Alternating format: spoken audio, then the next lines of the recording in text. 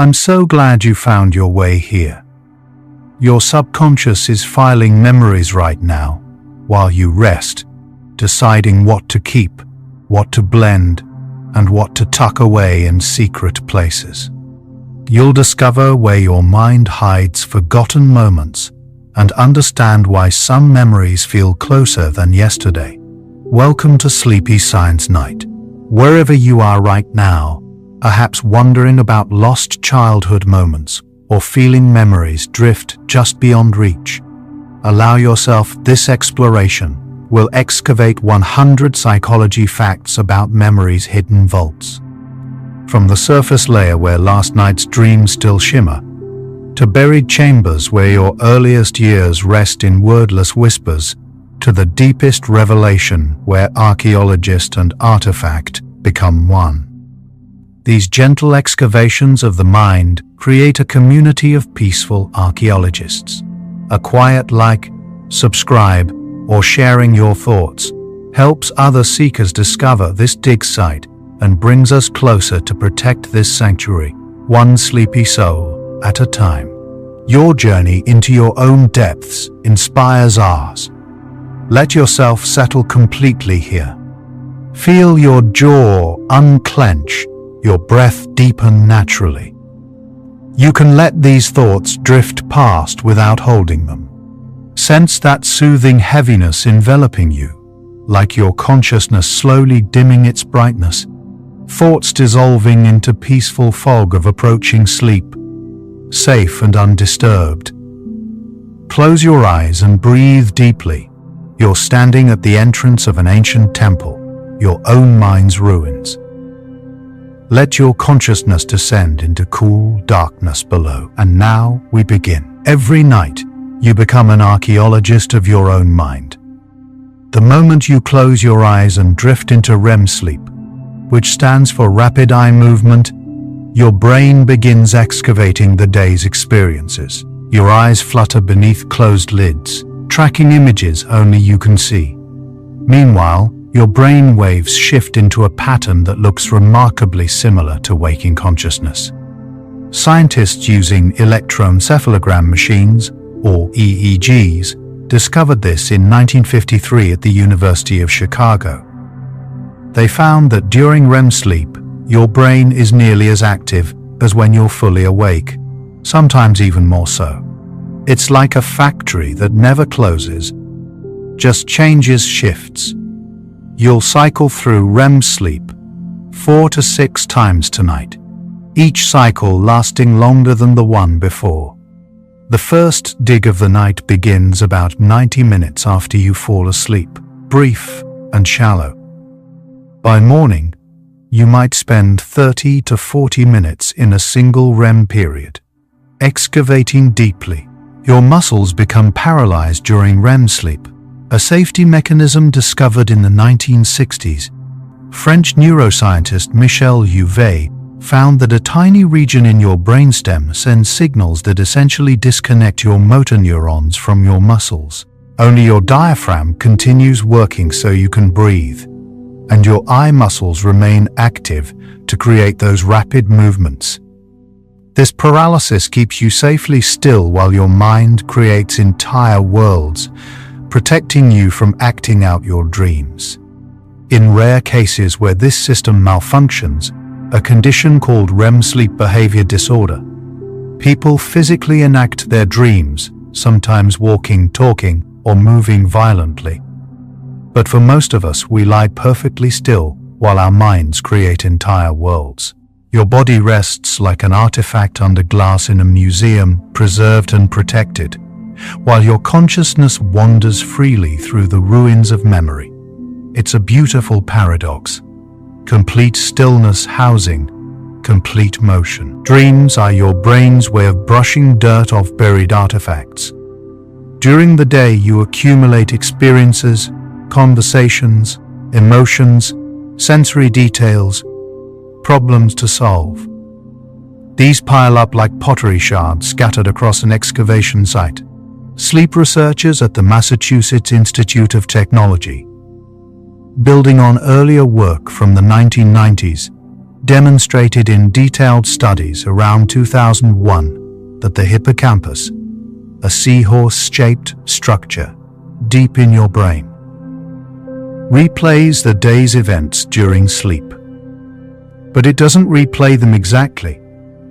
Instead, it shuffles and sorts them, mixing fragments from today with fragments from years ago.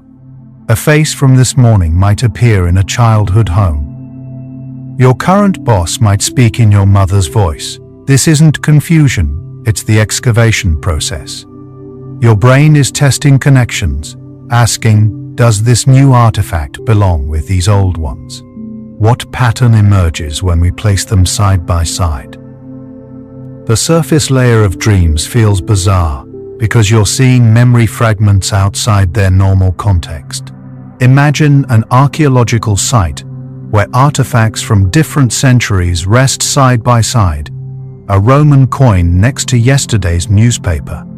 During REM sleep, your prefrontal cortex, which normally organizes experience into logical sequences, operates in a quieter mode. Visual and emotional regions remain active, but the editor that would say, "Wait, this timeline doesn't make sense," has stepped aside.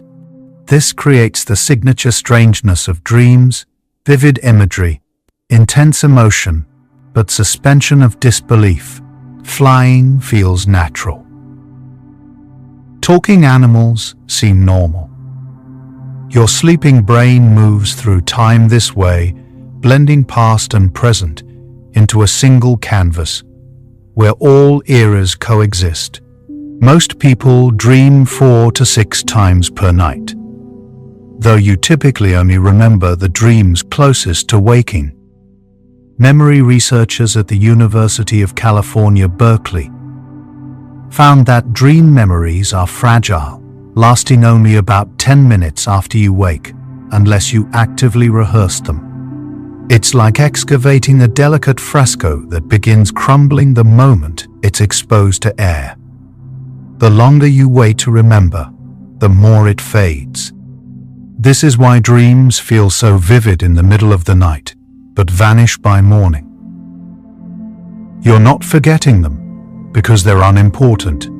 You're forgetting them because dream memories are stored differently than waking memories. They're meant to be temporary, tools for processing rather than permanent records.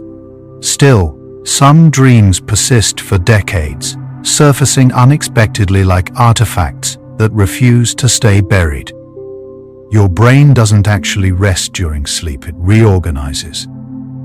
Scientists at the University of Rochester discovered in 2013 that during sleep, your brain's glymphatic system activates, flushing out toxic waste products that accumulate during the day.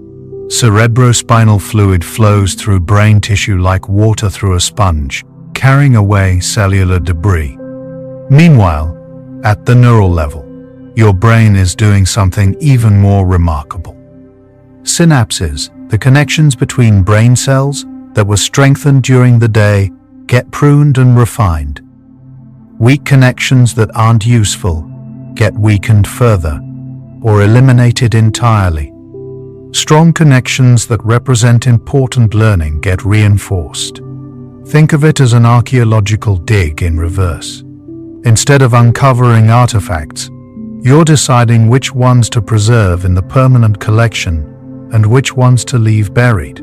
This process, called synaptic homeostasis, keeps your brain from becoming oversaturated with information. The first dreams of the night tend to be about recent experiences. Sleep researchers call this the day residue effect. Studies from Harvard Medical School in 2023 showed that if you learn a new skill during the day, like playing a musical instrument or solving a puzzle, you'll often dream about it that same night. Your brain is essentially practicing while you sleep, replaying the neural patterns activated during learning. A study of violinists found that their brain activity during sleep mirrored the finger movements they'd practiced earlier. The dig site on the surface layer contains today's fresh artifacts: the conversation you had at lunch, the movie you watched, The problem at work you couldn't solve. These are the first things your sleeping mind examines, turning them over, looking for meaning. Emotions in dreams are often more intense than emotions during waking life. The amygdala, your brain's emotional processing center, shaped like an almond and located deep in your temporal lobe, becomes highly active during REM sleep. Research from the University of Geneva in recent years found that activity in the amygdala during dreams can exceed its activity during even the most emotional waking experiences. You might feel terror beyond anything you've experienced while awake, or joy so profound it lingers after waking. This intensity exists for your benefit, a natural feature of how emotions are processed. The amygdala is essentially stress testing your emotional responses, running simulations to prepare you for real-world challenges. Ancient humans who dreamed about threats and practiced emotional responses probably survived better than those who didn't. Your nightmares about being chased might be evolutionary training exercises, keeping your threat detection system sharp. Sleep happens in cycles, like an archaeological dig happening in layers. You don't just fall asleep and stay there. You descend through stages. First comes light sleep, stage 1, lasting just a few minutes. Then stage 2, where your heart rate slows and body temperature drops, preparing for deeper work. Next, stages 3 and 4, sometimes called slow wave sleep, where your brain waves become long and slow, like ocean swells. Finally, after about 70 to 90 minutes, you enter REM sleep and begin dreaming. Then the cycle repeats. All night long, you're moving through these layers, down into the depths, back up toward the surface, down again deeper, up again. Each descent excavates a different layer of the mind. Each cycle processes different types of memories and emotions. By the time you've slept 8 hours, you've spent about 2 hours total in REM sleep. Scattered across multiple cycles, that's 2 hours of active dreaming, though you might only remember fragments from the final cycle before waking. The rest dissolves like footprints in sand, leaving no trace except perhaps a lingering emotion you can't quite explain. Studies tracking thousands of people show that most adults need 7 to 9 hours of sleep for optimal memory processing and emotional regulation. Teenagers and young adults often need even more, up to 10 hours, because their brains are still developing, still laying down the fundamental architecture of self. Each night of sleep is an opportunity to excavate, examine, and integrate your experiences. Each dream is a conversation between your conscious and unconscious mind, conducted in a strange, symbolic language that only you fully speak. The hippocampus, your brain's memory center, acts like a temporary storage vault for new experiences. Throughout the day, everything you encounter gets filed here first. Names, faces, facts, emotions, physical sensations. But the hippocampus has limited space, like a desk inbox that fills up quickly. During sleep, particularly during REM periods, the hippocampus transfers important memories to the cortex, the outer layer of your brain, for long-term storage. Researchers at New York University discovered in 2023 that this transfer happens through a process called memory consolidation, where neural patterns from the hippocampus literally teach the cortex to recreate them. The cortex is like a vast archive, with nearly unlimited storage capacity. Dreams are the file transfer process, moving today's artifacts from temporary holding to permanent collection. Not all memories get consolidated. Your brain has to be selective, or you'd remember every trivial detail of every moment, which would be overwhelming and useless. So during sleep, your brain essentially asks of each memory, is this important? Does it connect to something we already know? Does it have emotional significance? Memories tagged with strong emotion, whether positive or negative, get priority treatment. This is why you remember your first kiss, but not what you ate for lunch 3 Tuesdays ago. A study from the Max Planck Institute found that emotionally neutral memories often fade within 24 hours. But emotionally charged memories can last a lifetime after just one experience. Your brain is an efficient curator, preserving only the artifacts that tell the story of who you are and what matters to you. Dreams mix old memories with new ones to find patterns. This is why you might dream about your childhood bedroom, but find your current partner sleeping beside you there. Or dream about taking a test at your old school while working at your current job. Sleep scientists call this memory recombination, and it's not random. Your brain is searching for similarities across time. It's asking, have I dealt with something like this before? What did I learn then that might help now? A fascinating study from 2025 tracked people learning new languages and found they often dreamed about past moments of confusion or learning childhood memories of school, for instance, mixed with current vocabulary practice. The brain was essentially saying, remember when you learned something difficult before, you survived that, you'll survive this too. The content of your dreams reflects your waking concerns, but not always literally. Sigmund Freud proposed in 1899 that dreams use symbolism and disguise to hide forbidden wishes. Modern neuroscience has found something more subtle. Dreams condense and displace meaning. Condensation means multiple ideas get compressed into a single image. Your boss might appear in a dream, but with your father's face and your teacher's voice, because they all represent authority figures you're processing. Displacement means emotional energy gets redirected to less threatening objects. Instead of dreaming directly about your fear of death, you might dream about losing your keys, a more manageable symbol of anxiety about loss. Your sleeping brain isn't hiding truth from you. It's translating complex emotional realities into a visual narrative language you can process safely. Common dream themes appear across cultures and throughout history. Being chased, falling, flying, showing up naked in public, teeth falling out, being unprepared for a test. These scenarios appear in dream reports from ancient Egypt, medieval Europe, modern America, and contemporary Japan. Why? Because they represent universal human concerns. Being chased activates our ancient predator detection systems. Falling represents loss of control, a fundamental fear for social primates, who once lived in trees. Flying represents agency and freedom from constraints.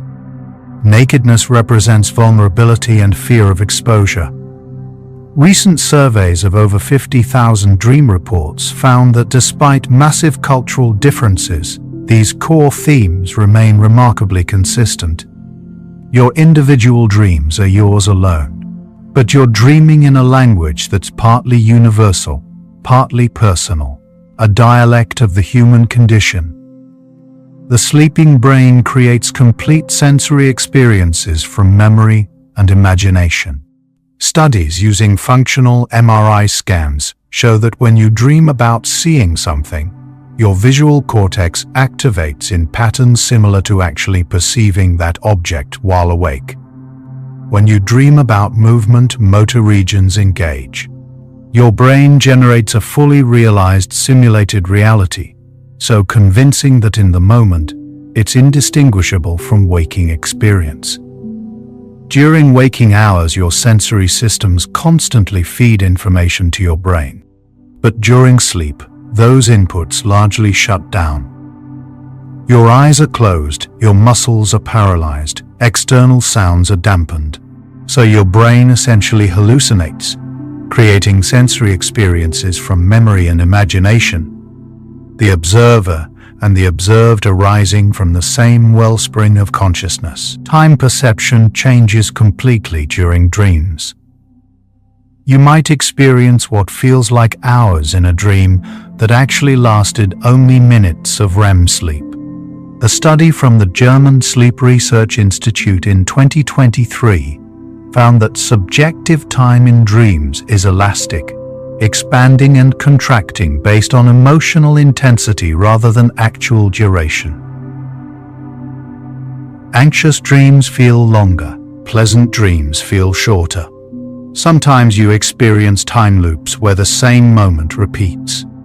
Sometimes you jump forward years in an instant.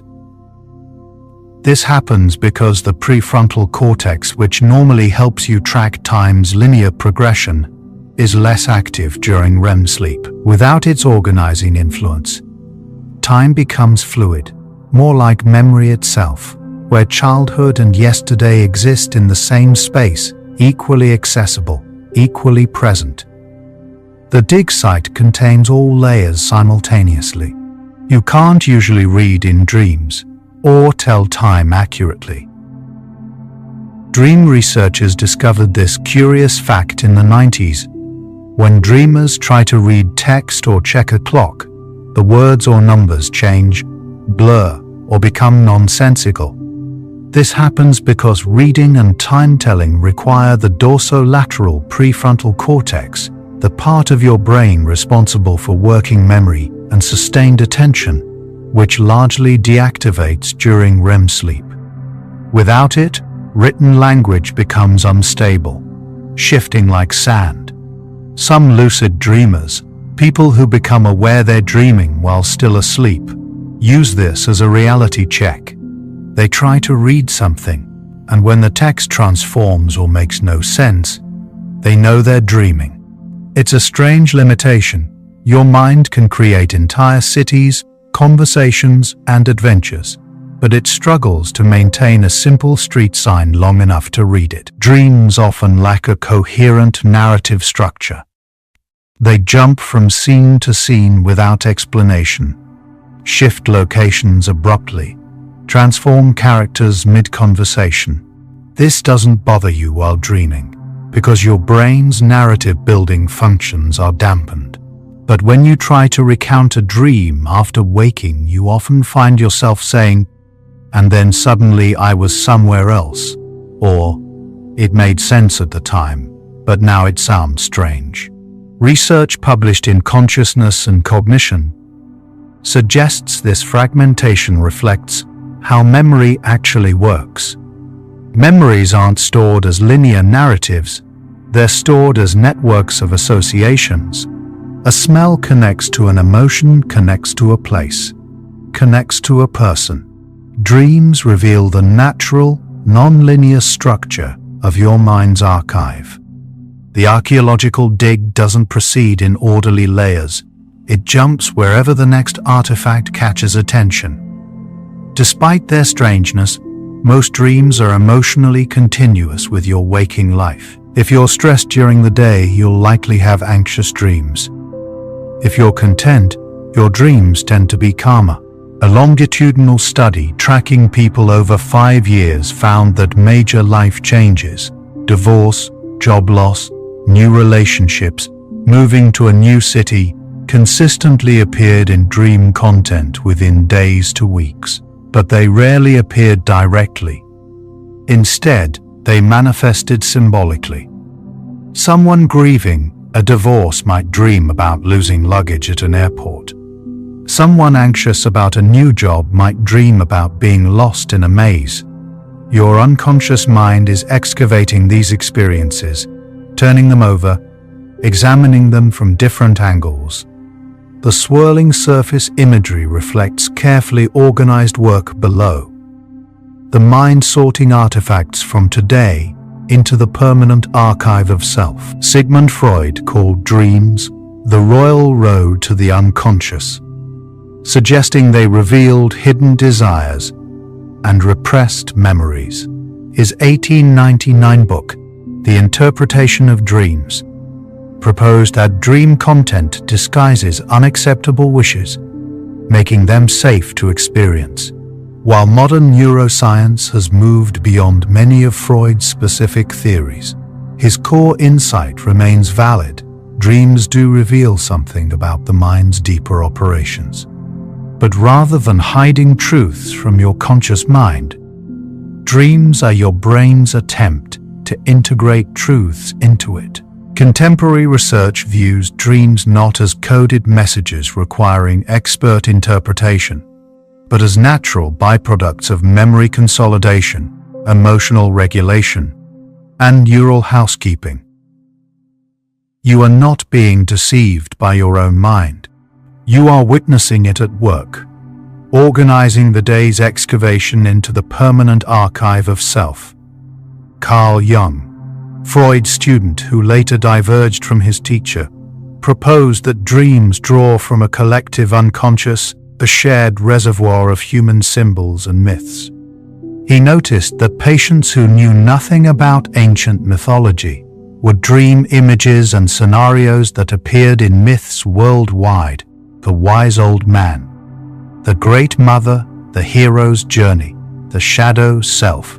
Recent research suggests Jung was observing something real, though not supernatural. Our brains are wired through evolution with certain patterns: attachment to caregivers, fear of predators, social hierarchies, navigation through territory. These evolutionary templates surface in dreams as archetypal images. You're not accessing a mystical collective mind, but you are dreaming with a brain shaped by millions of years of human and pre-human experience. The dig goes deeper than your lifetime. The content of dreams changes across your lifespan. Children's dreams tend to be simpler and more frightening, often featuring animals. Research on children's dream reports shows that before age 7, dreams are frequently static scenes, rather than narratives, more like looking at a picture than watching a movie. As the brain's narrative centers develop, dreams become more story-like. Adolescent dreams often involve social scenarios, fitting in, being rejected, romantic interactions, reflecting the brain's intense focus on social development during those years. Adult dreams tend to incorporate work, responsibilities, and complex interpersonal dynamics. Elderly people's dreams often revisit memories from decades ago, suggesting the brain is reviewing and consolidating a lifetime's archive. At each stage, the archaeological dig focuses on the layer most relevant to current development. The mind excavates what it needs to integrate. Some researchers believe dreams serve a threat simulation function. Antti Ravonsua, a Finnish neuroscientist, proposed in 2000 that dreams are essentially rehearsals for dangerous situations. By simulating threats in the safe context of sleep, your brain practices responses without real-world consequences. This explains why so many dreams involve being chased, attacked, or facing disasters. Studies of both modern dream reports and dreams recorded in hunter-gatherer societies found that threatening content appears far more frequently than you'd expect, based on actual waking life danger. Your ancestors who dreamed about escaping predators and practiced those responses mentally might have been better prepared when real threats appeared.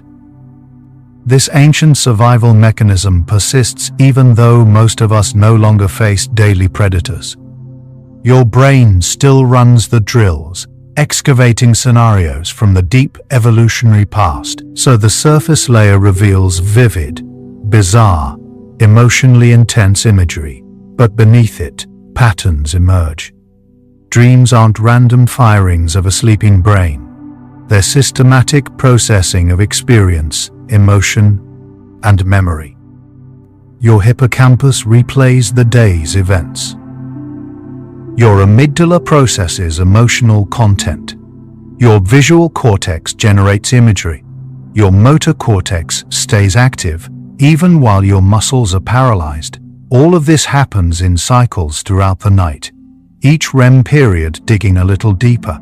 Researchers now understand that the unusual quality of dream content reflects the brain's method of working, not a failure of logic, but a different kind of logic, the logic of association emotion, and meaning rather than the logic of linear narrative and waking rationality. The archaeological dig has just begun. The surface artifacts hint at deeper chambers below. Let's excavate further. Let's pause here and notice your body. As you breathe out slowly, appreciate each tiny cell inside. Trillions of organisms working in silence. Heart beating, lungs breathing, brain thinking, all without your command. Notice the gentle sensations on your skin, in your muscles, along your spine. You are a complete ecosystem, diverse, self-balancing. Even now, as you rest, your mind is preparing for tonight's excavation. You don't need to do anything. Just breathe. Your brain doesn't save every memory. It can't. You're exposed to approximately 11 million bits of sensory information per second while awake. But your conscious awareness can only process about 40 bits per second. Sleep is when your brain sorts through the enormous backlog, deciding what to keep and what to let fade. A groundbreaking study from Stanford University found that during sleep, synaptic connections that were used repeatedly during the day get strengthened, while connections that weren't used get weakened or pruned entirely. This process, called synaptic homeostasis, prevents your brain from becoming oversaturated. Think of it as an archaeological dig where the team decides which artifacts go to the museum and which get left in the ground. Not everything that happened today becomes part of tomorrow's you. The memories your brain chooses to consolidate follow a pattern. Emotional significance matters most. Research from the Emotional Brain Institute in 2025 tracked people's memories over 6 months and found that emotionally neutral events, what you wore on a random Tuesday, what route you took to work, faded within days. But emotionally charged events, an argument with a friend, a moment of unexpected beauty, a triumph at work, persisted for months or years. Your amygdala tags memories with emotional labels. This matters. This threatens survival. This brings joy. During sleep, these tagged memories get priority processing. The dig focuses first on artifacts that meant something, that changed something, that shaped who you're becoming. Trivial fragments get left in the sediment, slowly dissolving back into the earth of the forgotten. This selection process happens largely during REM sleep through a mechanism called memory replay.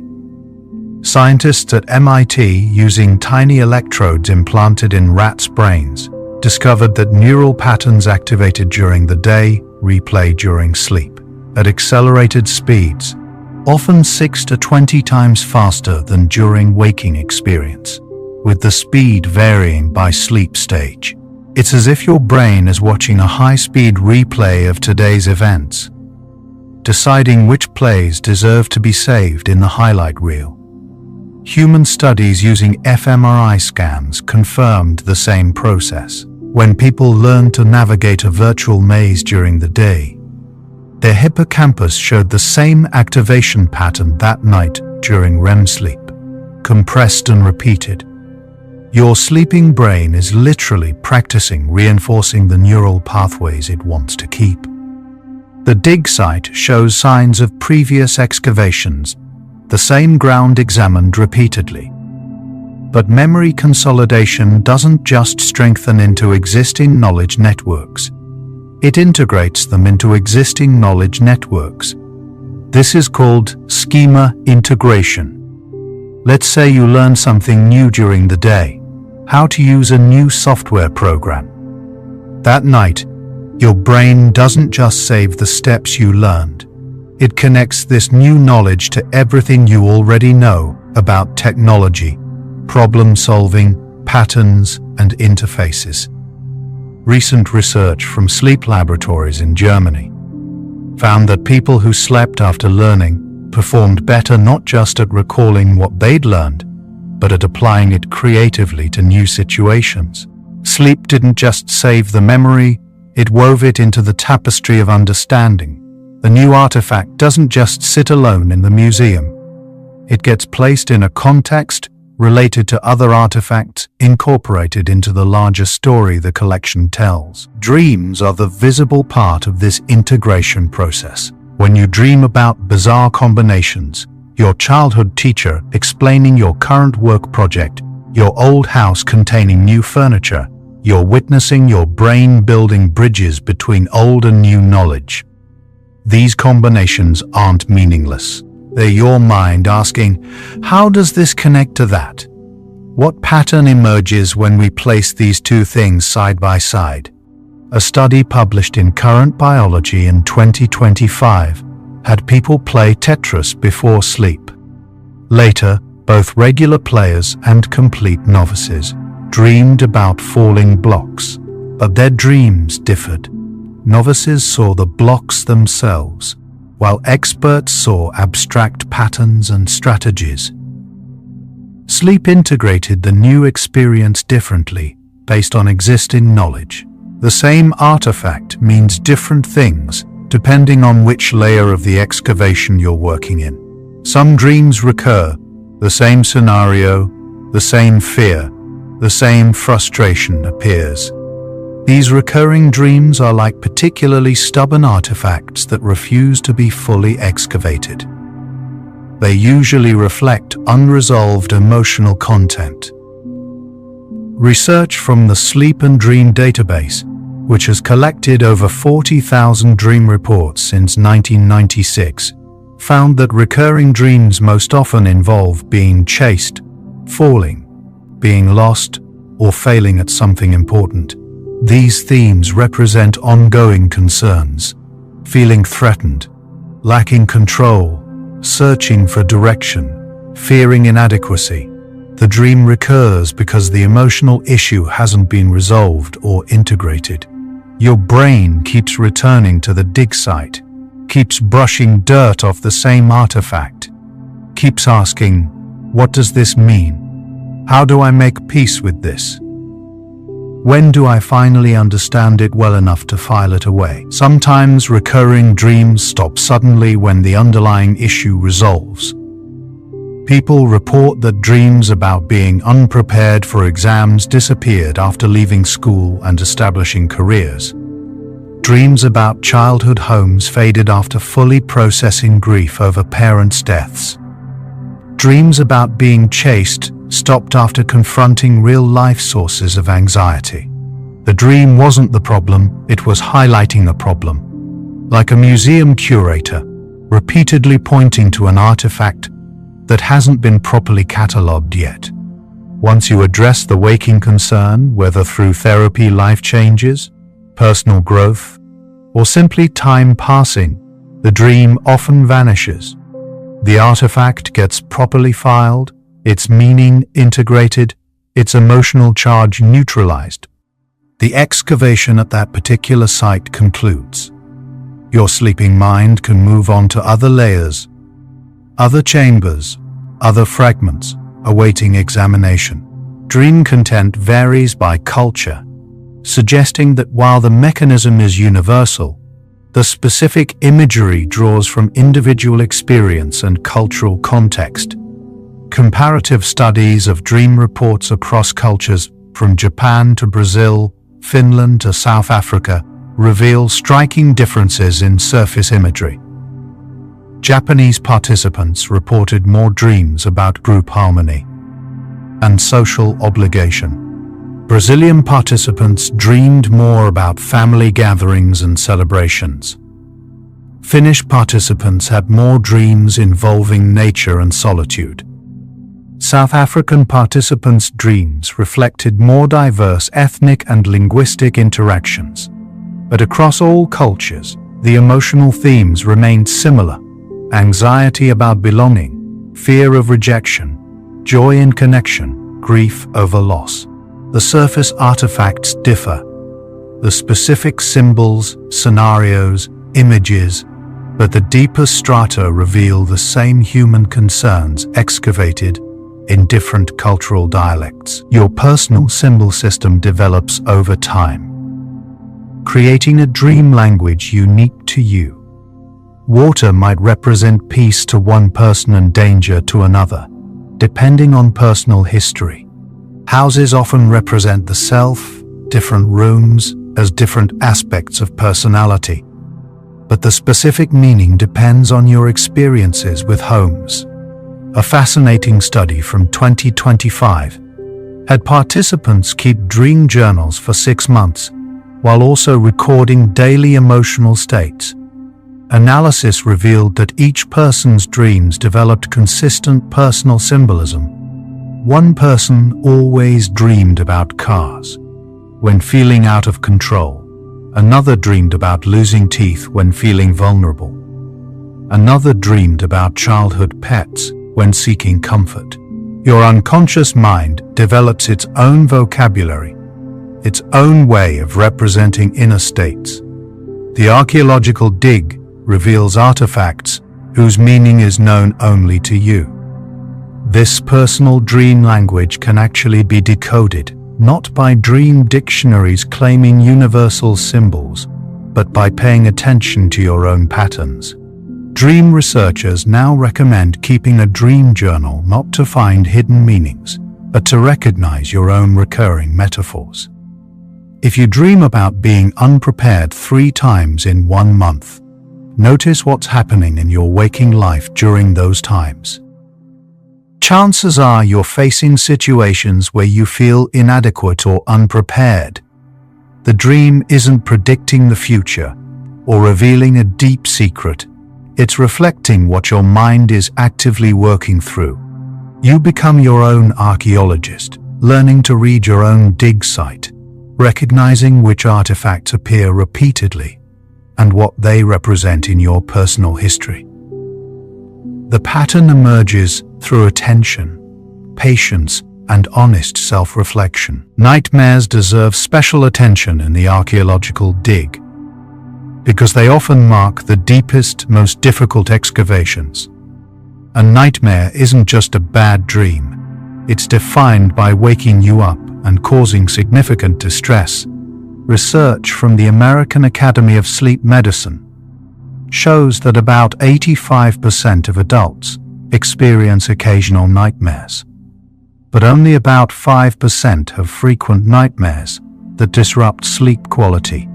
Nightmares often appear during REM sleep, in the latter part of the night, when dreams grow longest and most vivid. They typically involve threats to your survival, safety, or security, being attacked, falling from great heights, being trapped, losing loved ones, experiencing natural disasters. These themes tap into ancient evolutionary fears, but they're triggered by modern stressors, work anxiety, relationship conflict, financial worry, health concerns, trauma memories resurfacing for processing. Nightmares are not malfunctions, they're your brain running safety drills. The threat simulation theory, supported by extensive research, suggests that nightmares serve an adaptive function. By experiencing fear in the safe context of sleep, your emotional brain practices threat responses without real danger. Studies show that people who have nightmares after traumatic events often show better long-term psychological outcomes than those who don't dream about the trauma at all. The nightmares, though distressing, indicate that the brain is actively processing the experience, gradually reducing its emotional charge through repeated exposure in safe conditions. It's like a controlled excavation of dangerous artifacts. Explosives experts carefully defusing bombs from old wars. your sleeping mind approaches threatening memories, cautiously, examining them bit by bit, slowly making them safe enough to integrate into the permanent archive. The emotional intensity of nightmares exists because during REM sleep, the amygdala is highly active, while the prefrontal cortex, which normally regulates emotional responses, is relatively quiet. This combination creates unmodulated fear, anxiety, or distress. But crucially, during REM sleep, your body isn't producing stress hormones like cortisol at normal waking levels. Research from recent years showed that you're experiencing the emotion of fear without the full physiological stress response. This creates a therapeutic window. Your brain can process frightening content without overwhelming your body's stress systems. It's emotional exposure therapy happening naturally every night. The nightmare feels terrible in the moment, but it's actually a healing process, your mind's attempt to excavate traumatic artifacts carefully, reducing their power bit by bit until they can be safely stored in memory without triggering panic. Recurring nightmares often signal unprocessed trauma or chronic stress that needs attention.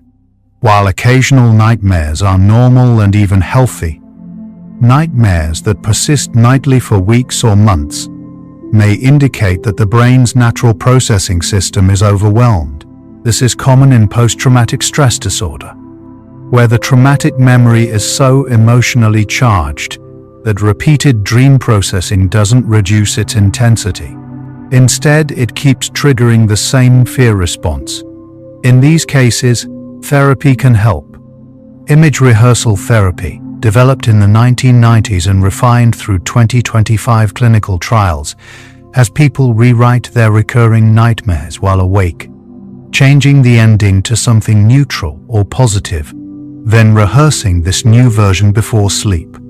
Many people find the nightmare stops recurring. The brain accepts the new narrative, completing the excavation that was stuck, finally filing the artifact away. But most nightmares are temporary visitors, processing current stresses. Lost a job?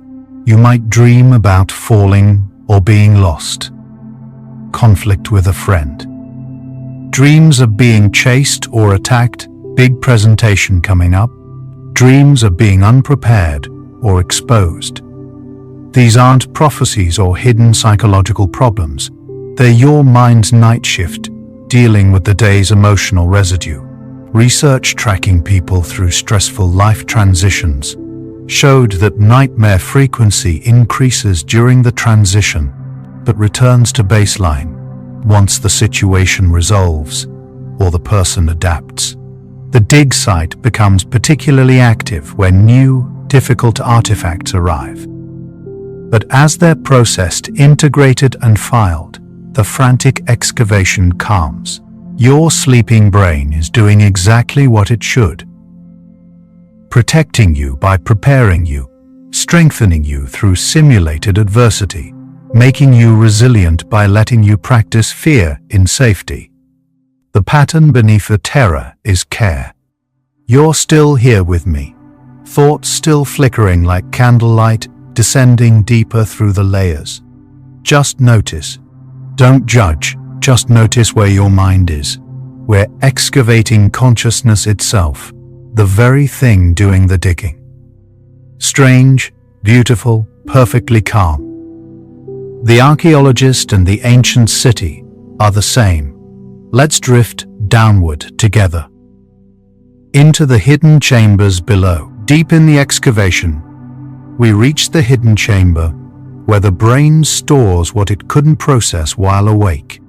This is where sleep's most important work happens.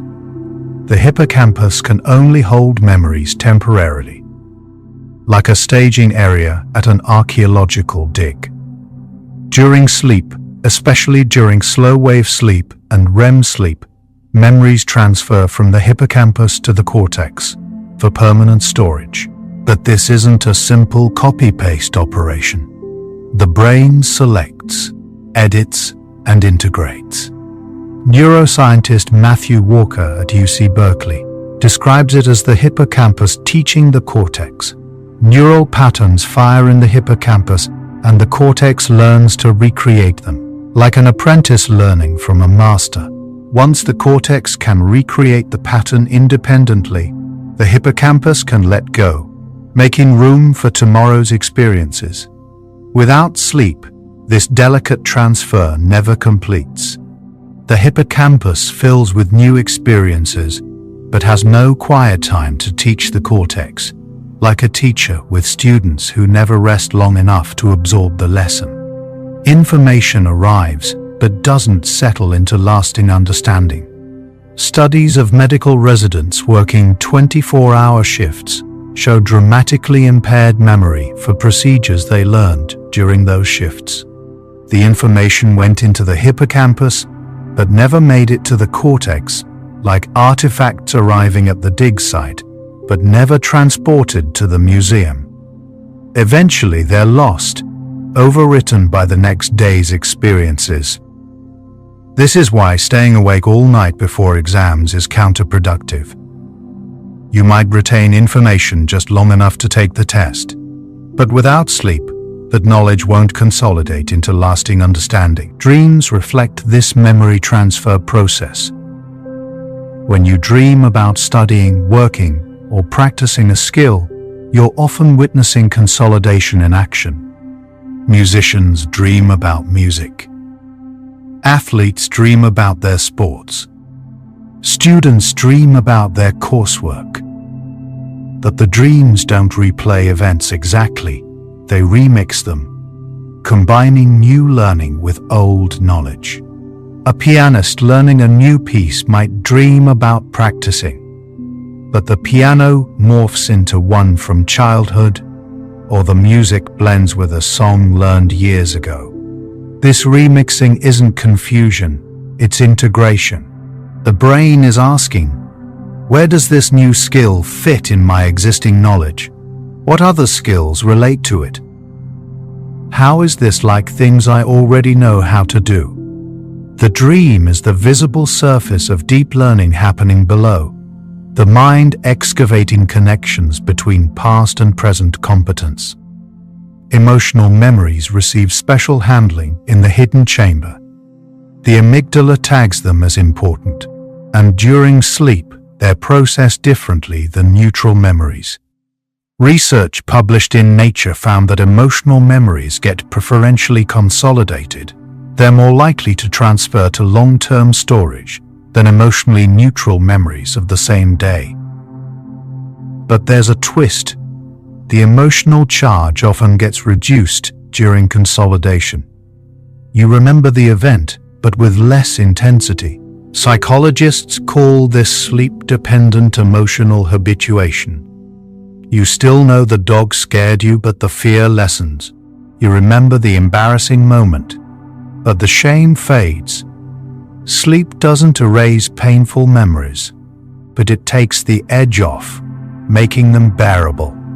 The artifact gets preserved, but the sharp edges that could cut are carefully filed smooth. This emotional regulation through sleep is crucial for mental health. Studies of people going through breakups, job loss, or bereavement found that adequate sleep predicted better emotional adjustment weeks and months later. Each night of REM sleep gradually reduced the emotional intensity associated with the loss. People who were sleep-deprived during these difficult periods showed prolonged distress and slower recovery. The difference wasn't in the events themselves, but in the brain's ability to process them. Sleep provides the time and neurochemical environment for emotional healing. The hidden chamber is where wounds are tended, where grief is gradually integrated into the story of your life, rather than remaining an open trauma. The deepest excavations happen in darkness and stillness, when the mind can work undisturbed by the demands of waking consciousness. Dreams about lost loved ones often serve this healing function. Grief dreams can be disturbing. The person appears alive, and you experience the loss all over again upon waking. But research suggests these dreams are part of the brain's process of accepting death and integrating the person's memory into continuing life. A longitudinal study of bereaved spouses found that those who dreamed about their deceased partner more frequently in the first year showed better adjustment to widowhood in subsequent years. The dreams weren't pleasant, but they were therapeutic.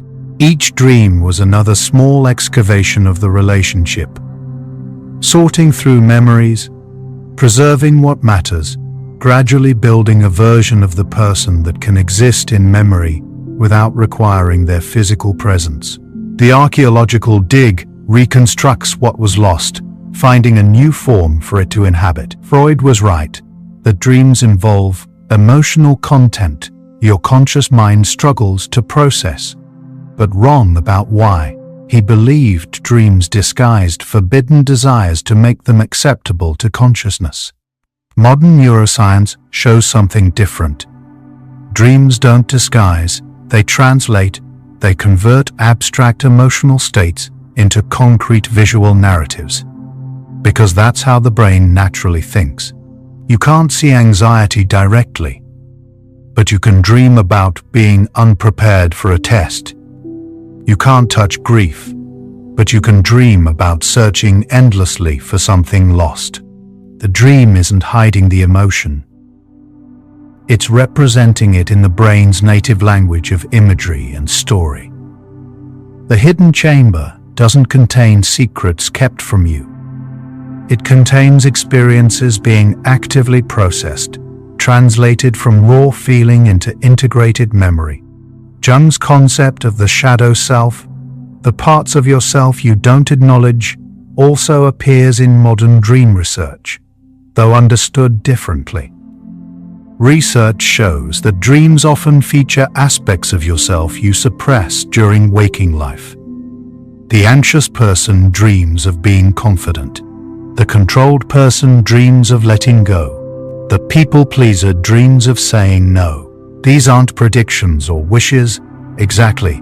They're the brain exploring alternative versions of self, asking, what if I were different? How would that feel? Dreams create a safe space to experiment with different identities, emotions, and behaviors, without real-world consequences. The excavation reveals not just who you are, but who you might become, who you once were, who you fear being, who you hope to be. Multiple selves rest in the layers, all part of the complex artifact being constructed. The brain also uses sleep to solve problems it couldn't crack while awake. The phrase "sleep on it" has scientific validity. Studies dating back to the 1970s and continuing through 2025 have shown that people often wake with solutions to problems they went to bed pondering. This happens because sleep changes the way your brain explores solution space. While awake, you tend to think linearly, following logical steps. During sleep, the deactivation of the prefrontal cortex allows more random, associative thinking. Your brain can connect distant ideas, try unlikely combinations, explore solutions that would seem too improbable during waking thought. Mathematicians, artists throughout history have reported waking with breakthroughs. The hidden chamber contains not just memories of the past, but keys to the future, solutions waiting to be excavated from the deep strata of possibility. We've reached the halfway point in our excavation, and a pattern has emerged. Dreams aren't hiding things from you. They're processing things for you. They're not cryptic messages requiring an expert decoder. They're your brain's natural method of memory consolidation, emotional regulation, and problem solving. The bizarre surface imagery reflects the deeper work happening below.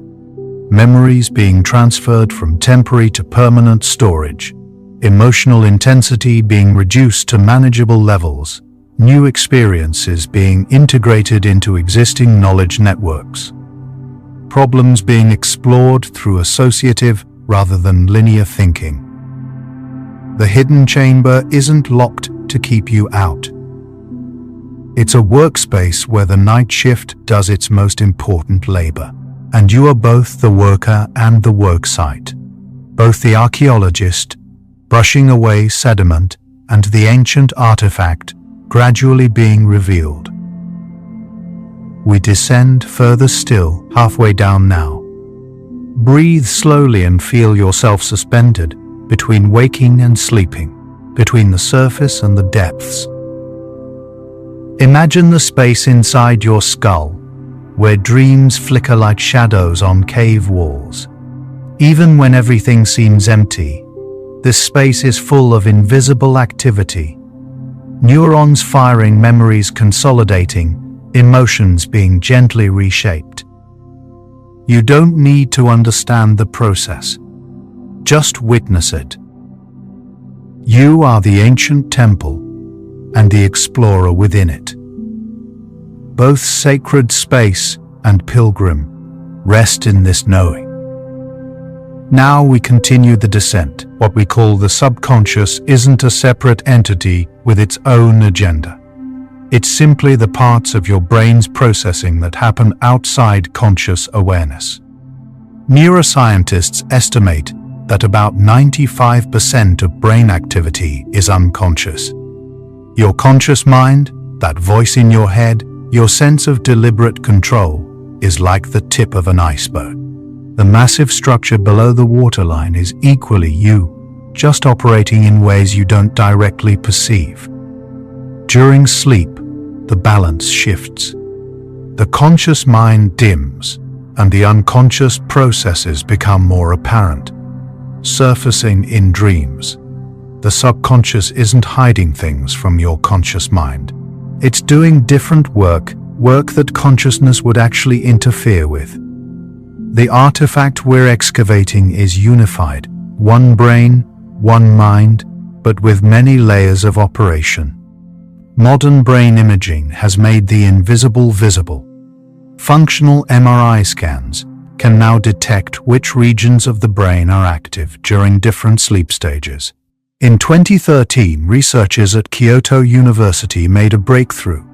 They could predict with reasonable accuracy what category of object a person was dreaming about based on their brain activity patterns. If someone dreamed about a car, their visual cortex showed patterns similar to seeing a car while awake. Dreaming about a face activated face recognition regions.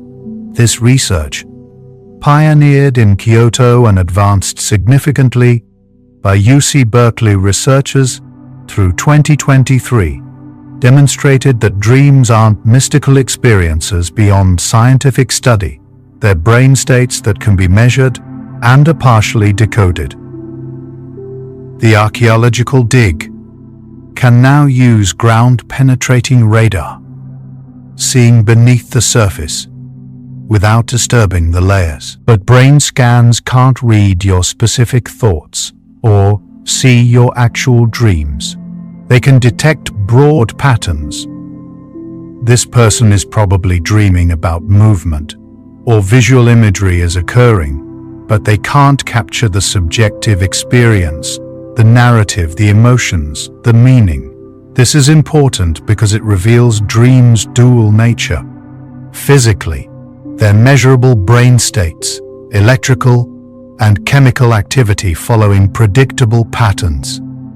Subjectively, they're rich, meaningful experiences unique to each individual. Both are true.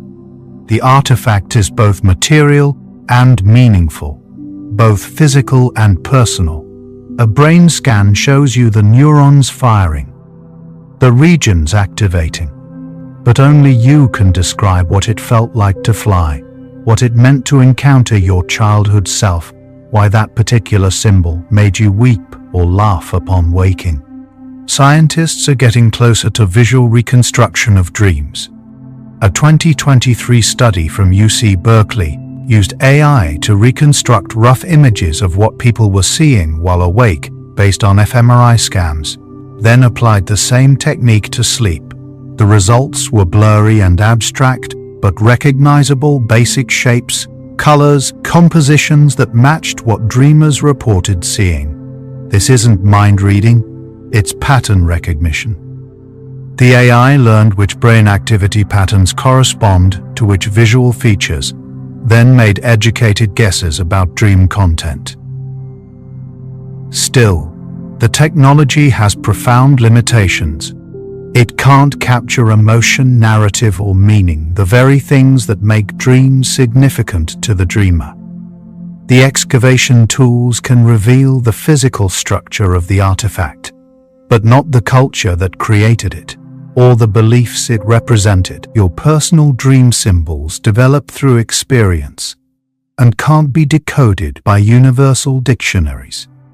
Dream interpretation books claiming that snakes always mean danger or water always means emotion are oversimplifying. Research analyzing thousands of dream reports found that symbols carry different meanings for different people based on personal history. Someone who nearly drowned might dream of water when anxious. Someone who grew up swimming in the ocean might dream of water when seeking peace. The same symbol, opposite meanings. The only way to understand your dream language is to study your own patterns. Keep a dream journal. Notice which symbols recur. Notice what's happening in your waking life when certain dreams appear. You become the expert on your own excavation. Learning to read your personal hieroglyphics, recognizing the signature of your own unconscious hand. Some common themes do appear across most people's dreams because they reflect universal human experience. Being chased usually relates to avoidance, something in waking life you're running from. Falling often relates to loss of control or fear of failure. Flying typically represents freedom, agency, or transcendence of limitations. Teeth falling out connects to anxiety about appearance or communication. Being unprepared for a test reflects feelings of inadequacy or fear of being evaluated. These interpretations aren't mystical. They're logical extensions of what these scenarios would mean in waking life. The brain uses familiar metaphors to represent abstract concerns. But even these common themes take on personal coloring. Your chased dream might mean something slightly different than someone else's chased dream, depending on who's chasing you and where you're running. Lucid dreaming, becoming aware you're dreaming while still asleep, offers a unique opportunity to interact consciously with your unconscious processes. About 55% of people have experienced at least one lucid dream in their lifetime. With practice, some people can induce lucid dreams regularly. Research from recent years showed that during lucid dreams, the prefrontal cortex becomes partially active, more than in normal dreams, less than during full waking. You gain some executive control while maintaining the dream state. Lucid dreamers report being able to explore dream environments deliberately, ask dream characters questions, even change the dream narrative. It's like an archaeologist suddenly gaining the ability to interview the ancient city itself, asking directly, "What are you trying to tell me? What do these artifacts mean?" Some find it enlightening. Others find it disrupts the natural processing sleep provides. The question of whether you should try to control or interpret your dreams divides researchers and practitioners. Some argue that conscious dream interpretations provides valuable self-insight, helping you recognize patterns and address waking concerns. Others argue that dreams do their best work when left alone, that trying to analyze them interferes with natural processing. Both perspectives have merit. Dreams can offer insight into your emotional state, highlighting concerns you haven't consciously acknowledged, but they also serve functions that don't require conscious understanding. Memory consolidation, null maintenance. Perhaps the middle path is best. Notice your dreams with gentle curiosity, but don't force meaning onto them. Allow the excavation to proceed at its own pace. Some artifacts demand to be examined closely. Others are better left resting where they lie, doing their quiet work undisturbed. Dream content changes when you're under stress, ill, or taking certain medications. Fever dreams are notoriously unusual because elevated body temperature affects neurotransmitter balance in the brain. Antidepressants often suppress REM sleep initially, leading to fewer dream memories. When people stop taking antidepressants, they sometimes experience REM rebound, intensely vivid, extended dreams as the brain catches up on missed REM time. Alcohol suppresses REM sleep in the first half of the night, then causes REM rebound in the second half, leading to disturbing dreams just before waking. Even diet affects dreams. Eating spicy or heavy food before bed can disrupt sleep architecture, leading to fragmented, unusual dreams. The excavation site's conditions matter. The same dig yields different artifacts depending on the weather, the tools used, the stability of the ground beneath. Pregnancy dramatically changes dream content. Studies of pregnant women's dreams throughout gestation found predictable patterns. First trimester dreams often involve water and fertility symbols. Second trimester dreams feature babies and small animals. Third trimester dreams include anxiety about childbirth and infant care. These dreams likely reflect both hormonal changes affecting the brain and psychological processing of the impending major life change. The mind is excavating its existing knowledge about vulnerability, responsibility, and transformation, preparing for motherhood. Similarly, people facing any major transition, retirement, relocation, career change, show characteristic dream patterns. The subconscious isn't predicting the future. It's processing the present, examining past experiences for relevant templates, stress testing emotional responses. The dig becomes particularly active when the landscape above is changing, when new layers are about to be added to the existing strata. Children's nightmares peak around ages 3 to 6, then gradually decrease. This coincides with the development of imagination and the ability to think about hypothetical threats. Young children dream about monsters, animals, and darkness, concrete threats their developing brains can visualize. As they grow, nightmares become more psychologically complex: social rejection, parental disapproval, performance failures.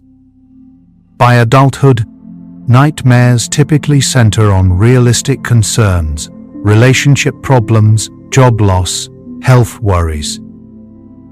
The shift reflects cognitive development and changing life concerns, but the function remains constant across ages.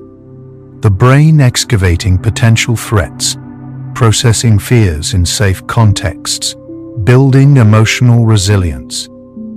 The child dreaming of monsters under the bed and the adult dreaming of public humiliation are doing the same essential work at different developmental layers. Some people rarely remember their dreams, while others recall multiple dreams nightly. This difference doesn't reflect psychological health or depth of consciousness. It's largely about waking timing and attention. Dream memories are extremely fragile, lasting only minutes unless rehearsed. People who wake during or shortly after REM periods are more likely to remember dreams. People who wake between REM cycles often remember nothing. Additionally, people who think about their dreams upon waking, even just noting "I dreamed something," are more likely to remember them over time.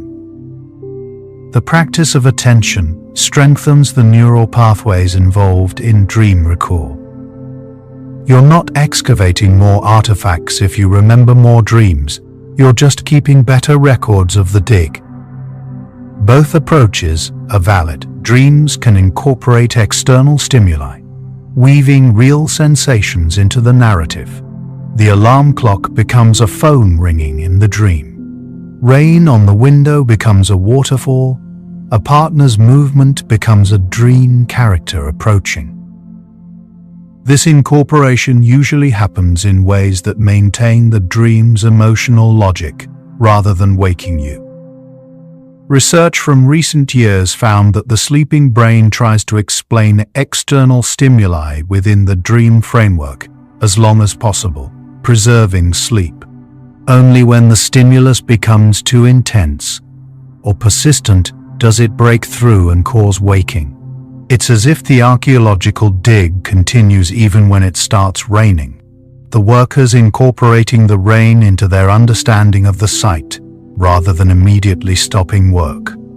The boundary between inner and outer world is permeable during sleep, the mind weaving them together seamlessly.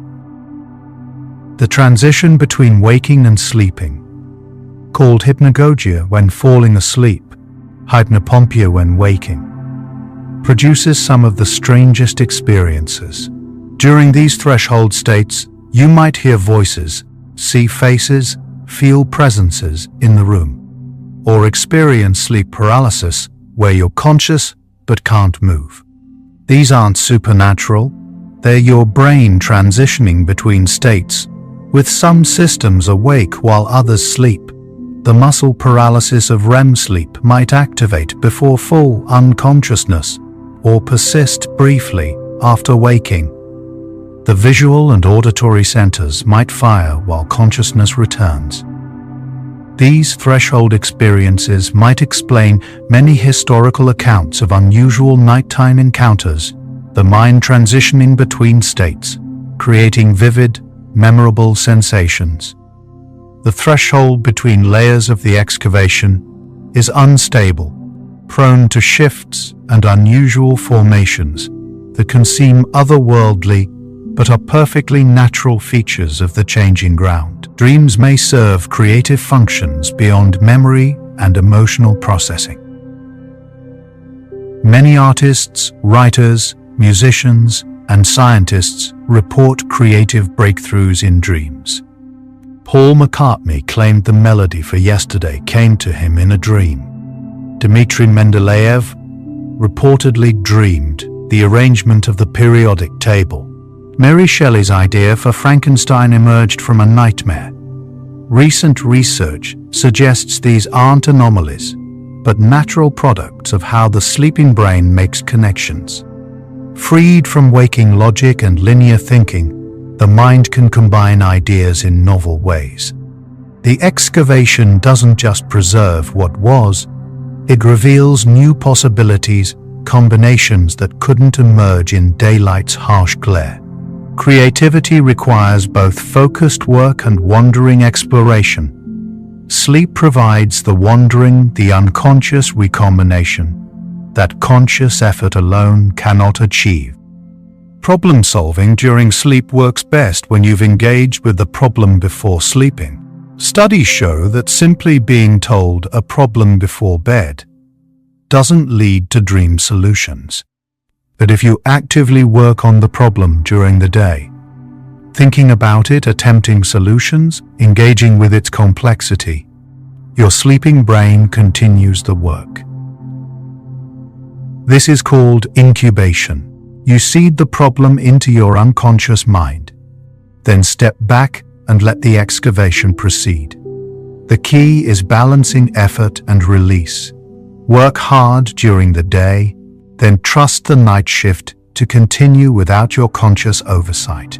People who practice this report, waking with fresh perspectives, unexpected solutions, creative approaches they hadn't considered.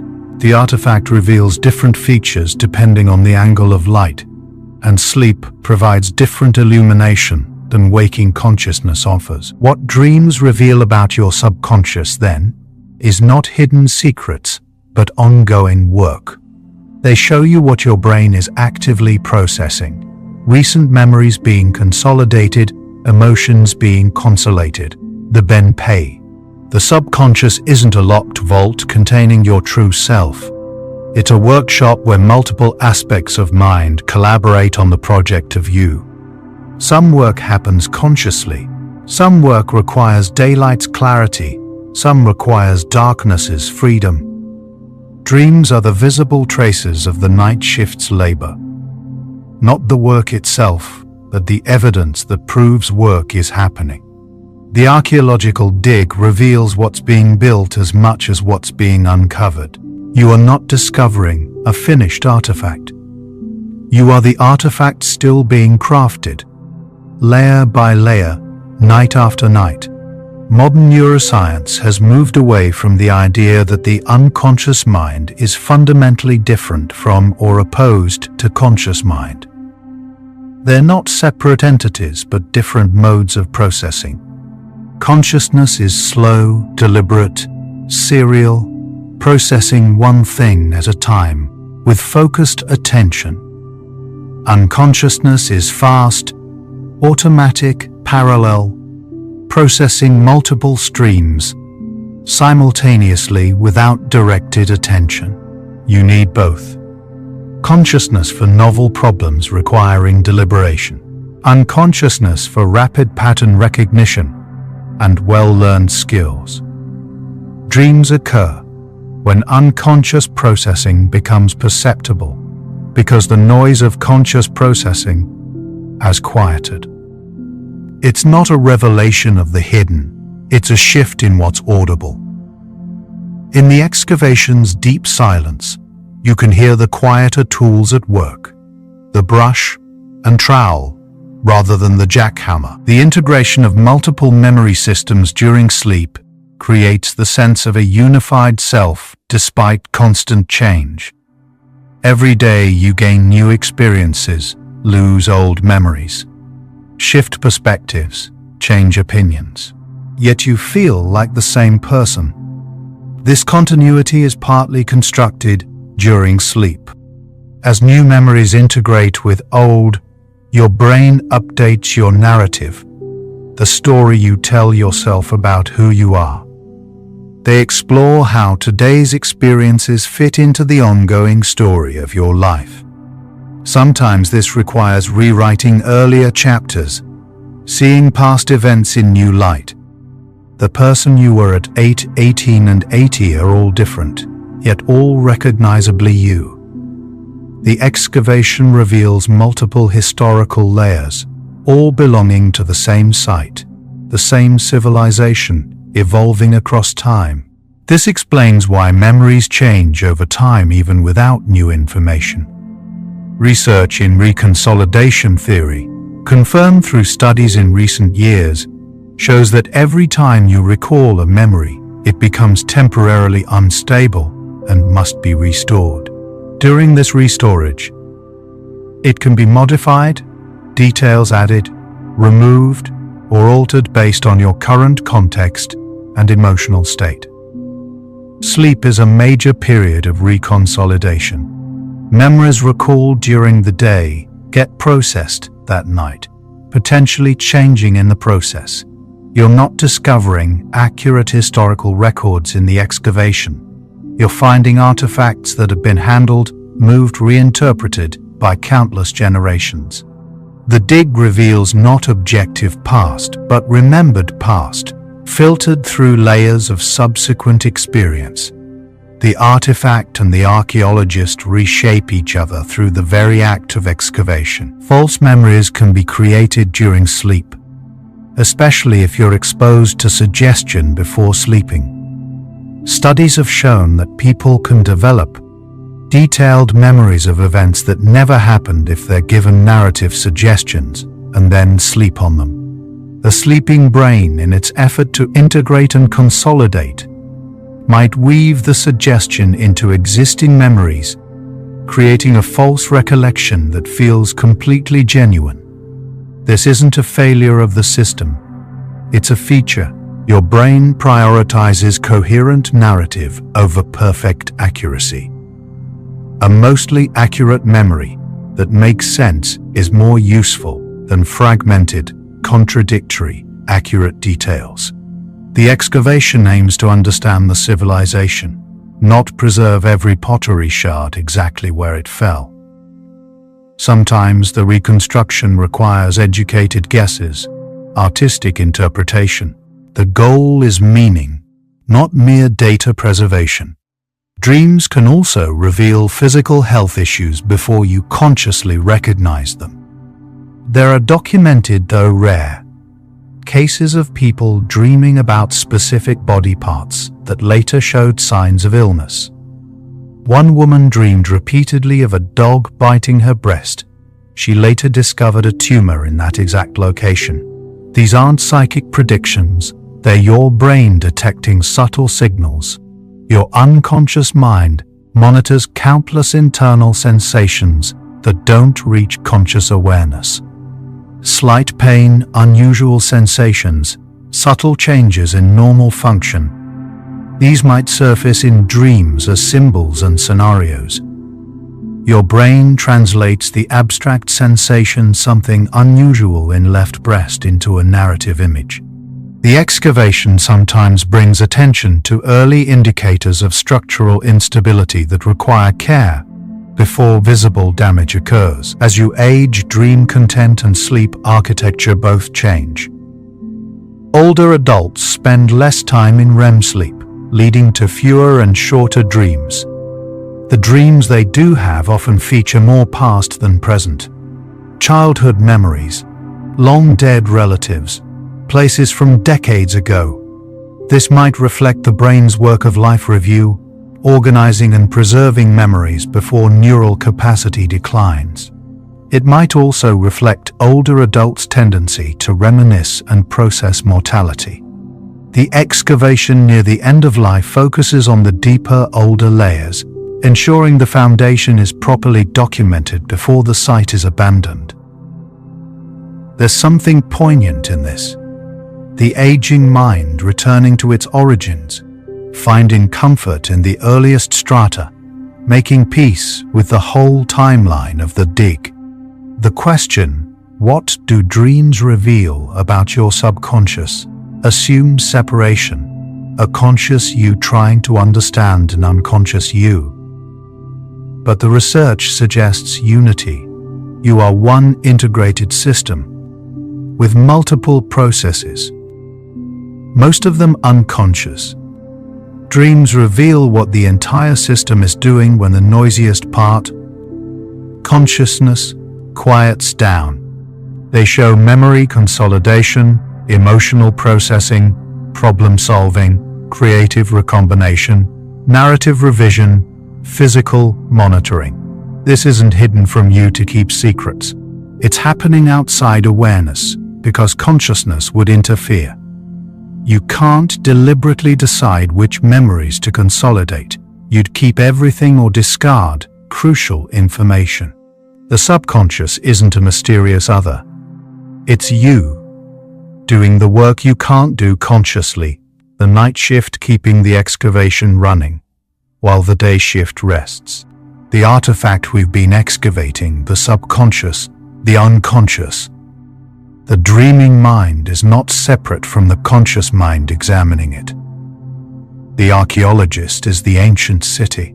The museum curator is the artifact on display. You are simultaneously the process and the product, the excavator and the site being excavated. Dreams reveal this paradox clearly. You create the dream, experience the dream, and observe yourself dreaming all at once. Subject and object collapse. The boundary dissolves. What dreams reveal about your subconscious is that there is no fundamental separation, only different modes of one continuous process called consciousness. The dig has reached its deepest level. Here, in the hidden chamber, you find not treasure or secrets, but a mirror. And in the mirror, you see yourself, seeing yourself, infinite recursion, the mind aware of its own depth. You might be feeling tired now. That's perfectly natural. Breathe slowly. Feel the cycles moving through you, waking and sleeping, conscious and unconscious, surface and depth, like breath itself. Inhale, exhale, inhale. A small cycle within larger cycles. Your body knows these rhythms. Your mind follows them without effort. You don't need to hold on to anything we've discussed. Let it all settle, like sediment drifting down through still water, finding its own level. You are part of the eternal cycling, the endless turning between light and dark, known and unknown. Rest in this rhythm. We're almost there now. As we approach the end of our excavation, notice how your body feels, perhaps heavier, as if gravity has strengthened its gentle pull. Your thoughts might be drifting now, less tethered to linear logic. This is natural.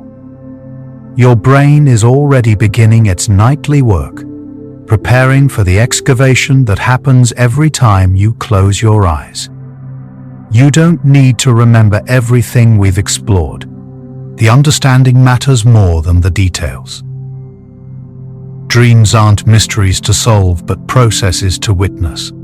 Your subconscious isn't hiding from you. It's working for you every night, sorting artifacts, deciding what to preserve and what to release. The ancient Greeks believed dreams came from outside, messages from gods or prophecies of the future. We now know they come from within, but this doesn't make them less meaningful. A message from your own depths can be as important as a message from the heavens. Your dreaming mind has access to memories, patterns, and connections your waking mind cannot reach. It works with your entire life's accumulation of experience. When a dream shows you something you didn't consciously know, it's not supernatural. It's your unconscious mind surfacing knowledge that was always there, just beyond awareness's reach. Dreams reveal that you are larger than you consciously experience. The you reading these words is just one layer of a much deeper structure. Below conscious awareness lies all your memories, learned skills, emotional associations, automatic processes, and ongoing maintenance functions. This vast unconscious system doesn't think in words or logic. It thinks in images, emotions, associations, and patterns. Dreams are its language, not a secret code, but a different dialect of the same mind. Learning to listen to dreams isn't about decoding messages. It's about recognizing that you speak multiple languages of thought, each valuable in its own way. The boundary between sleeping and waking is more permeable than we usually recognize. Daydreams, intuitions, sudden insights, creative flow states. These are moments when unconscious processing becomes briefly conscious. Similarly, sleep isn't complete unconsciousness. You're monitoring your environment the whole time, your brain filtering sounds and sensations, ready to wake if needed. Mothers sleep lighter when babies are newborn. Deep sleepers wake for fire alarms. The archaeological site never fully closes. Even when the day shift leaves, sensors remain active, security systems running. The excavation never entirely unattended. What dreams reveal, ultimately, is that consciousness is more fluid than waking experience suggests. You're not simply awake or asleep, conscious or unconscious. You exist on a spectrum, sliding between states throughout the day and night. Morning drowsiness, afternoon focus, evening relaxation, deep sleep, dream sleep, dawn awakening. These are points on a continuum, not discrete categories. The mind flows like water between forms, each state serving different functions. The excavation happens in layers. Yes, but the layers blend and merge. boundaries soft, the ancient and the new intermixed. Your sense of control is largely illusion. Most decisions happen unconsciously before you're aware of them.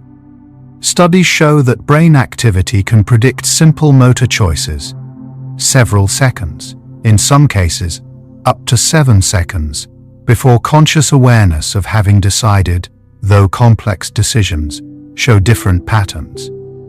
This doesn't mean you're not in control. It means control isn't where you think it is.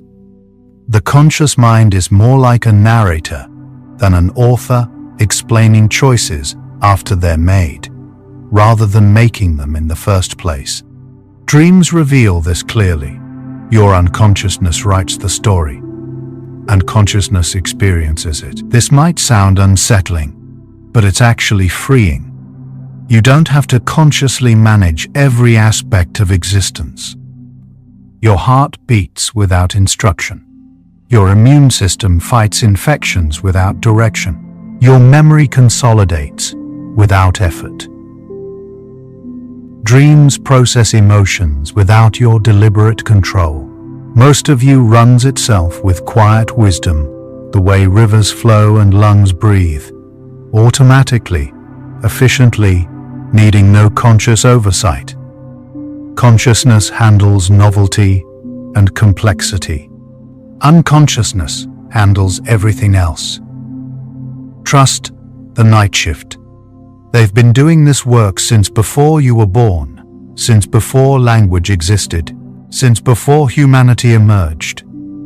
The archaeological metaphor we've used tonight suggests digging into the past. But dreams also reach toward the future. When you dream about upcoming events, you're not predicting the future. You're preparing for it. Your brain simulates possibilities, practices responses, explores potential scenarios. The anxious dream about tomorrow's presentation is preparation, stress testing your emotional responses. The excited dream about an upcoming trip is anticipation, pre-experiencing joy. The excavation doesn't just uncover what was buried.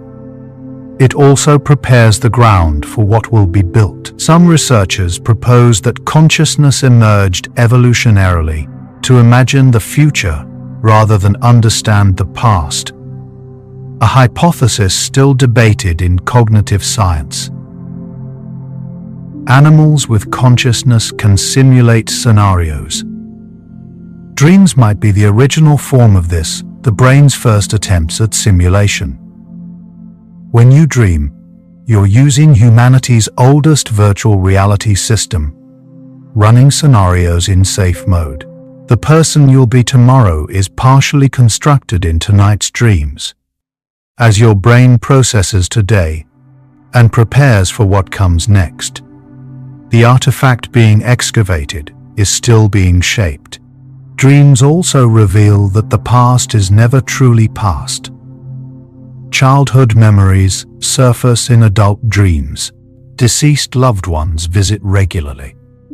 Old homes appear in new contexts. The brain doesn't organize memory chronologically, filing experiences by date. It organizes by emotion, meaning, and association. Events from 40 years ago and yesterday might be stored in adjacent networks, both activated by the same current trigger. The excavation reveals layers not stacked neatly, but folded, compressed, intertwined, like geological strata after millions of years of tectonic shifting. This is why healing old wounds can change current experience.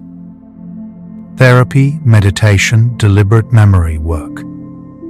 These can reorganize how memories are stored and connected. When you process trauma successfully, you're not erasing the memory, you're changing its associations, reducing its emotional charge, integrating it into a larger narrative where it's no longer central.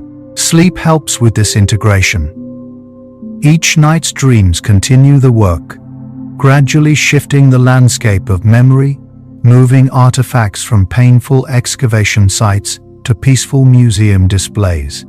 Your dreams tonight will do this work, whether you understand them or not. Understanding helps sometimes, recognizing patterns, gaining insight, but the work happens regardless. The brain evolved to consolidate memory and process emotion during sleep long before humans evolved language to describe it. You don't need to analyze your dreams for them to be effective. Just sleeping is enough.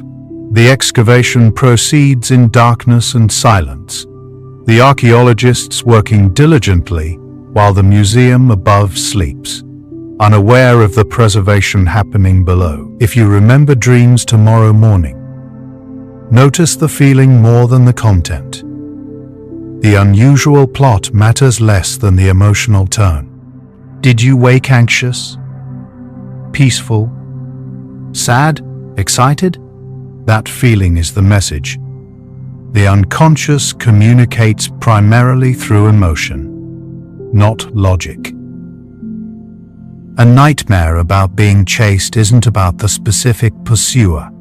It's about the feeling of being pursued by something that seems overwhelming. The emotion is the precious artifact. The bizarre imagery is simply the wrapping, the container that carried meaning safely through the night. Some dreams feel more significant than others. You wake knowing this dream mattered, even if you don't know why. Trust that intuition. These are often dreams where the unconscious succeeded in surfacing something important. The excavation broke through to a significant layer. You don't need to immediately understand what was found. Just acknowledging that felt important is enough. The conscious mind will work with it in the coming days, gradually integrating the discovery into your understanding. Other dreams are obviously maintenance, rehashing the day's events, processing minor stresses, random neural firing during consolidation. These are the routine parts of the excavation, cataloging pottery shards, sweeping dust, maintaining equipment. Not every dream is profound. Most are practical, your brain doing necessary housekeeping. Don't overinterpret these. They're the mind taking out the trash, filing paperwork, resetting systems for tomorrow, essential but mundane, like most maintenance work. The question we started with assumes the subconscious is separate, requiring translation. We found instead that it's simply you, in a different operational mode, thinking in images and associations rather than words and logic, processing rather than analyzing, integrating rather than categorizing. Dreams don't reveal a hidden self. They reveal yourself being yourself in the way you are when consciousness dims. The question and the answer are one. The archaeologist and the artifact have always been the same. This unity is the deepest truth the excavation reveals. You are not divided between conscious and unconscious, waking and sleeping, rational and emotional. You are one continuous process experiencing different states. Sometimes you experience that process as deliberate awareness, sometimes as automatic operation, sometimes as dreams. All of it is you. All of it is consciousness in various modes. The boundaries are convenient descriptions, not real divisions. The temple has many rooms, but one foundation. Philosophers call this the hard problem of consciousness. How does subjective experience arise from brain activity? Science can explain the mechanisms, neurons firing, networks activating, chemicals flowing. But how does that physical process become what it feels like to be you? To experience rather than just process. Dreams highlight this mystery. They're measurable brain states that produce utterly private subjective experiences. The gap between explanation and experience remains. Perhaps that gap is not a problem to solve. but a feature of reality. Perhaps consciousness cannot be fully explained from outside, because it is the inside. The excavation cannot fully excavate itself. The eye cannot see itself seeing. Some aspects of experience remain irreducibly subjective, knowable only by being experienced. Dreams remind us of this. They can be measured, analyzed, studied, but never fully captured, only lived.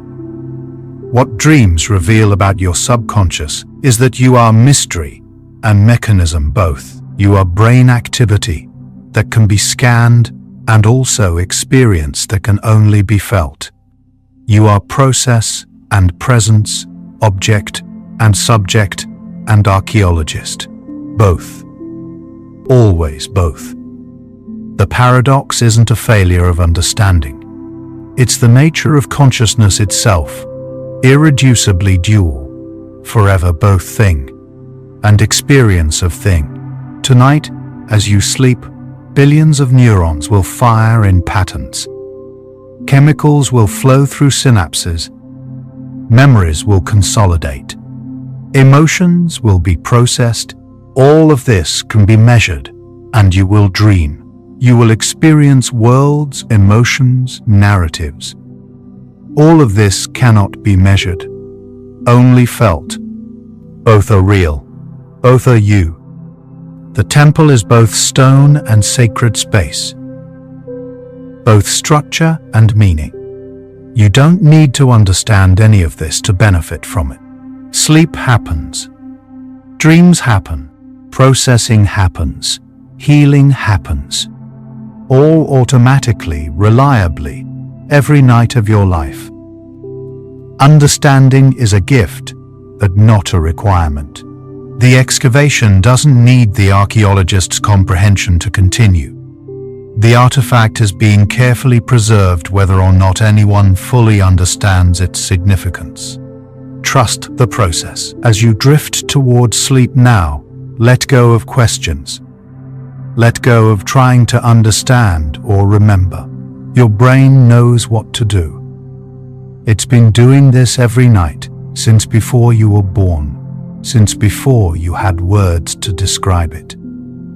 The ancient rhythm of consciousness, cycling through states, processing experience, constructing self. You are safe in this rhythm. What do your dreams reveal about your subconscious? They reveal that you are alive, processing, integrating, becoming.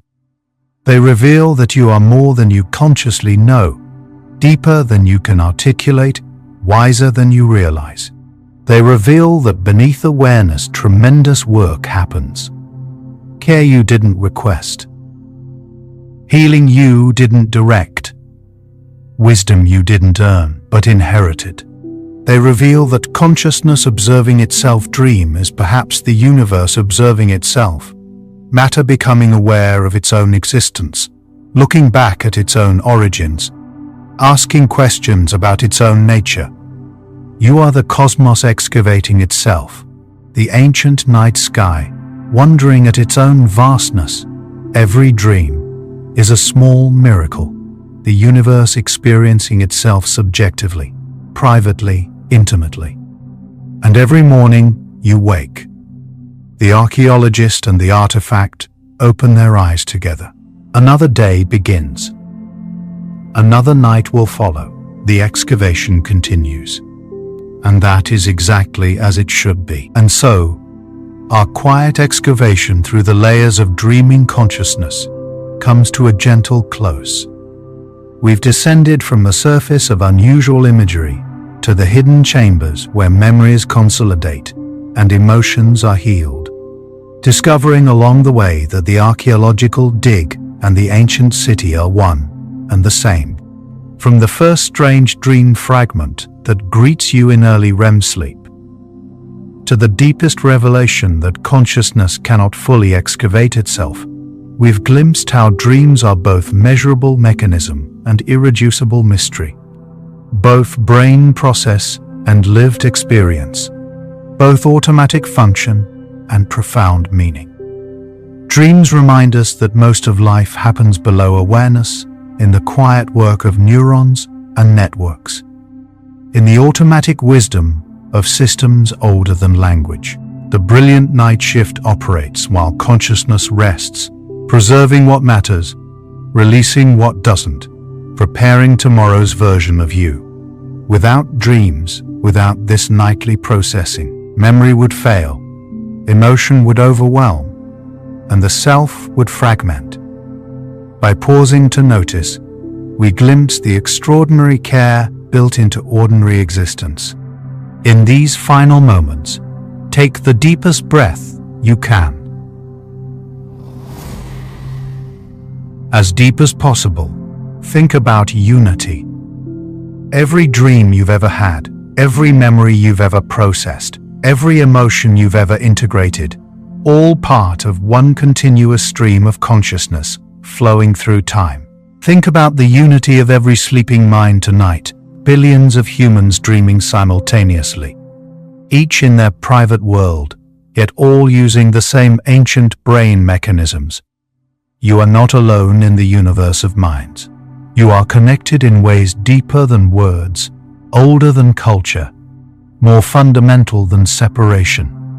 Let your entire being dissolve into the ocean of consciousness, into dreamless rest, into the space before thought, before self, before separation. Prepare for deep sleep. No boundaries left, only peace. If this thoughtful journey through the mind helped you understand yourself differently, feel more at peace with the mystery of consciousness, a gentle like, subscribe, or quiet share might help another restless thinker discover this sanctuary. It might be exactly what another tired mind needs to finally let go and trust the wisdom of sleep. One quiet tap, one peaceful night at a time. But there's no need to do anything now. You've traveled far tonight, deeper than most journeys ever take you. You can allow these thoughts about dreams and consciousness to fade now, like morning mist dissolving in sunlight, leaving only a gentle calm behind. Let your breathing deepen naturally.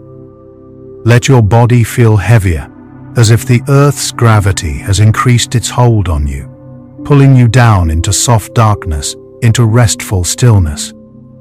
If sleep comes now, let it carry you like a leaf on a slow river, smoothly, inevitably, into a realm where time and weight no longer matter, where consciousness dims to barely a flicker, where the excavation can begin its nightly work, undisturbed by awareness.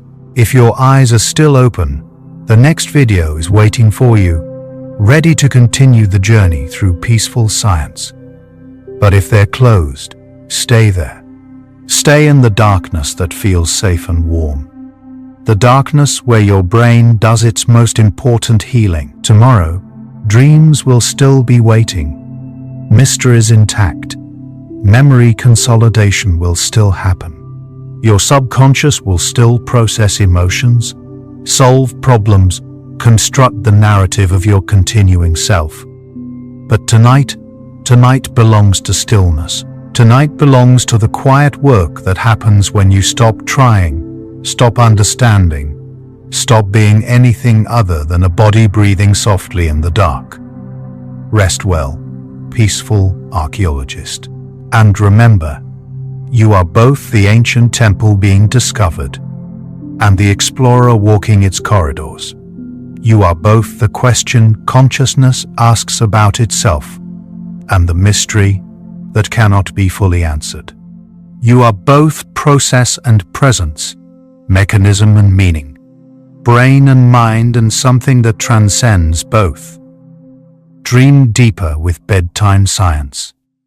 Relax, listen, and drift into sleep. Fall asleep to gentle facts where science meets rest. Good night.